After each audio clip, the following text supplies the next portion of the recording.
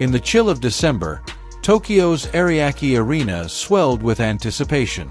On the 13th day of 2022, the city's heart beat in unison with the roars of thousands.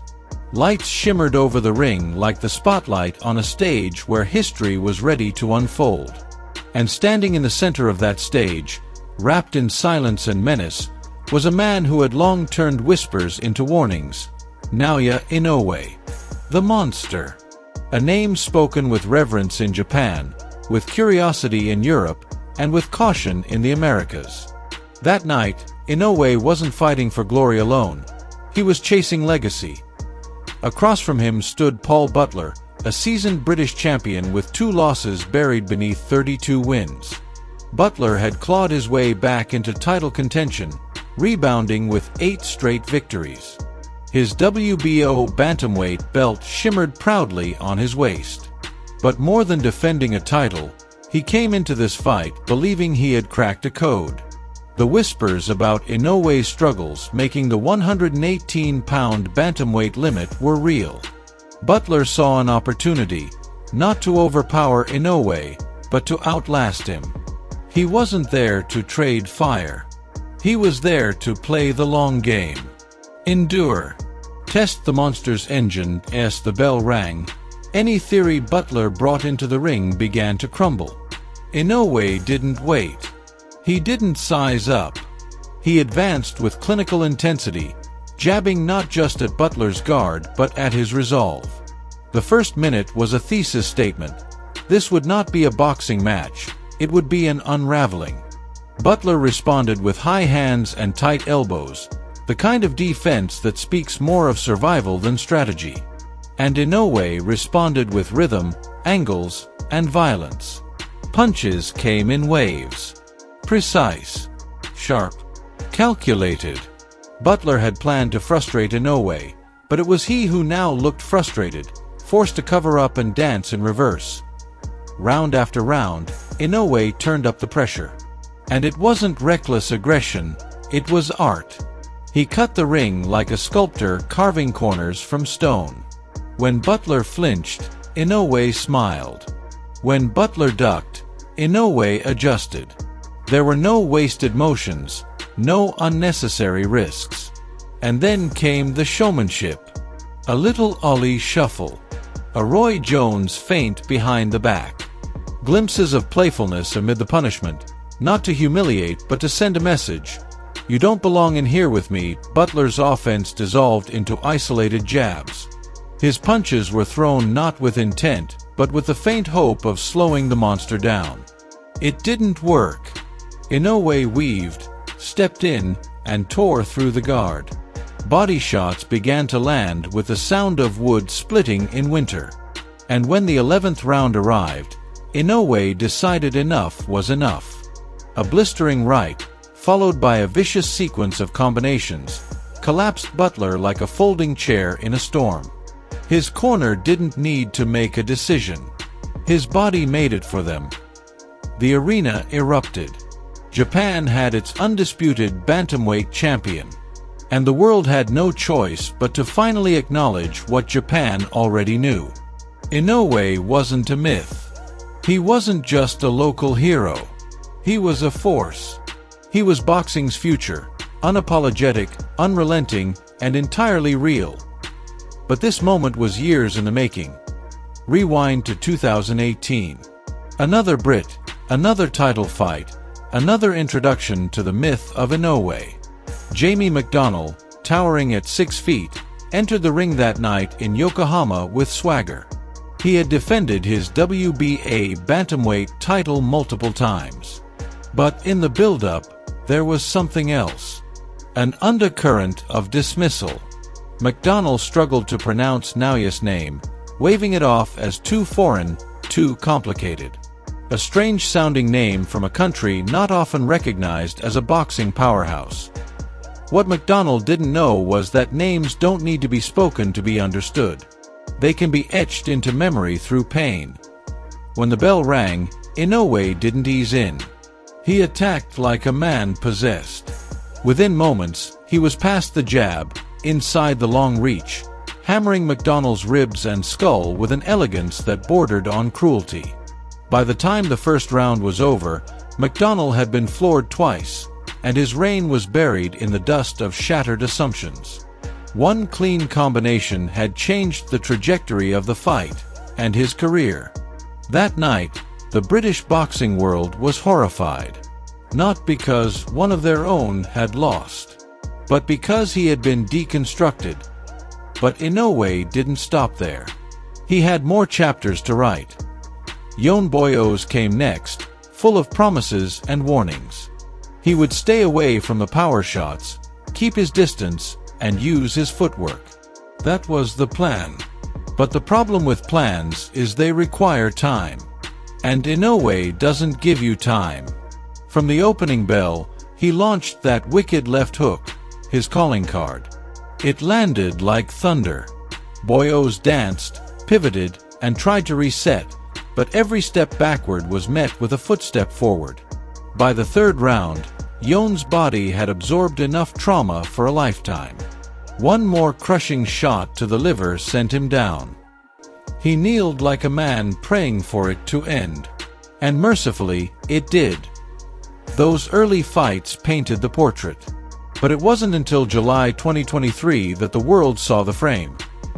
Inoue, now stepping into the super bantamweight division, faced his toughest test. Stephen "Cool Boy" Steph Fulton. The American standout. The slickster. The technician. Fulton wasn't just a champion. He was the man. Undefeated. Unified. Gifted with the kind of defense that turned offense into frustration. And for the first time, the boxing world tilted the odds away from Inoue. He was too small, they said. Too light. Too accustomed to dominating lesser opponents. Fulton, they predicted, would humble the monster. But arrogance and truth often walk side by side, and it's only when the punches fly that one pulls ahead. From the stare-downs to the weigh-in, the air was thick with tension. Fulton stared deep into Inoue's eyes, muttering something meant to unsettle him. But you cannot rattle the sea, and Inoue is the ocean. When the bell rang, Fulton tried to assert himself. He jabbed. He circled. But Inoue was already solving him. By the second round, the pressure became apparent. Inoue stalked him with grace, landing bombs disguised as jabs. Every shot found a home. Fulton's guard began to lift a little higher, his feet a little faster. He was no longer commanding. He was reacting. And then the flood came, and the sixth, Inoue exploded. A right hand cracked Fulton clean, sending him stumbling across the ring. And like a maestro conducting a crescendo, Inoue followed with precision and fury. Another right. A left. And then Fulton was on the floor, shocked, dazed, and broken for the first time in his career. He got up. Brave. Proud. But that was Inoue's invitation. A flurry against the ropes, and the referee stepped in. Fulton didn't just lose his belts. He lost the illusion that he was untouchable. After the fight, Fulton's words were humble. He praised Inoue's intelligence. Not the power. Not the speed. The mind. His ring IQ, he said, was his greatest weapon. And maybe that's the real terror. Not that Inoue hits hard. But he always knows how, where, and when to hit hardest. But the American story had a prelude in 2017. Before the global respect, before the ESPN segments, Inoue traveled to the U.S. for the first time. Cleveland, Ohio. His opponent, Antonio Nieves. A proud fighter with Puerto Rican roots, waving the flag of American boxing and determined to derail the hype train. Nieves came in confident, energized by the home crowd. He wanted to win, but more than that, he wanted to expose. He wanted to make Inoue look ordinary. It didn't take long for the illusion to dissolve. The first round was competitive, on paper. But beneath the surface, Inoue was already setting traps. He gauged the range, mapped the rhythm, and by the second, he began to open up. One left hook to the body echoed through the arena. Another upstairs. A jab. A crushing right. Nieves flinched. He tried to fire back, but the shots lacked sting.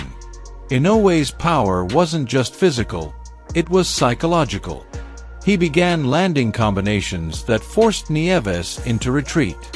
In the fifth, a wicked body shot sent him down. The air left his lungs. The courage left his eyes. He stood back up, but his corner didn't let him go back out. There was no shame in that decision, only clarity. Nieves had taken enough, and America had seen enough. The Japanese fighter with the unfamiliar name had just given them a performance they'd never forget.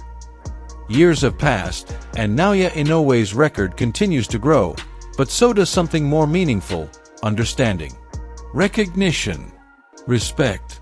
He is no longer a mystery fighter tucked away in Asia. He is not just a statistic with high knockout rates.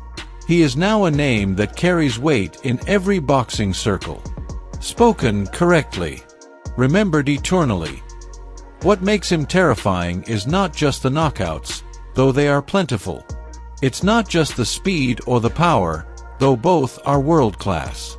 It's the understanding of space, time, and movement. Inoue doesn't box, he orchestrates. He sees patterns before they emerge. He predicts reactions and counters them before they're even thrown. He breaks men not just physically, but psychologically. And when the fight is over, when the opponent is either unconscious or undone, Inoue returns to himself, calm, humble, almost bashful. Because he never needed to boast. His artistry speaks for itself. And now, as he climbs further into the higher weight classes, each new challenge becomes less about belts and more about history. His pursuit isn't driven by ego. It's driven by craft, by legacy, by the quiet, relentless desire to show the world that greatness knows no borders.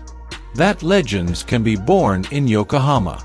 That champions can walk in silence and still shake the world. Oh, if you ever find yourself mispronouncing his name, don't worry. You're not the first. And you won't be the last. But one way or another, whether through blood or brilliance, Naoya Inoue will make sure you remember it.